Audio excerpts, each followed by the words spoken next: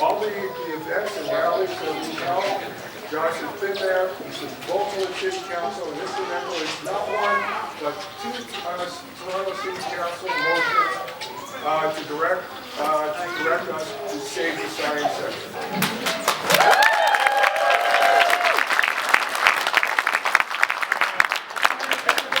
I will say nothing that could improve on the warm-up act that you just heard from Floyd.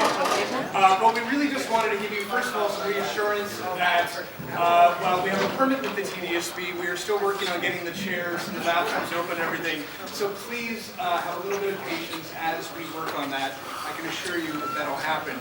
And I also, just before we get into the formal remarks, I just want to express my gratitude to each of you who've come out today on your weekend to be together to send a very strong message to both the Ford government, but every candidate running in this provincial election, that we want them to save.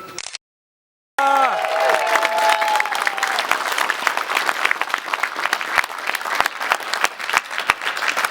as you know, the Science Center was closed under completely false.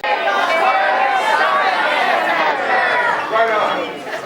Just in case anybody doesn't know, our co-host today is Councilor Josh Matlock, who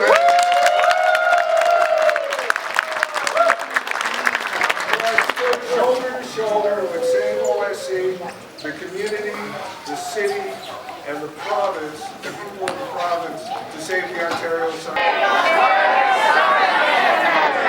Right on.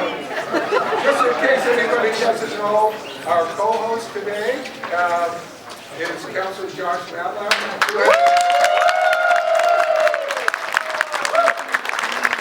has stood shoulder to shoulder with Save OSC, the community, the city, and the province, the people of the province, to save the Ontario Science. You should definitely subscribe to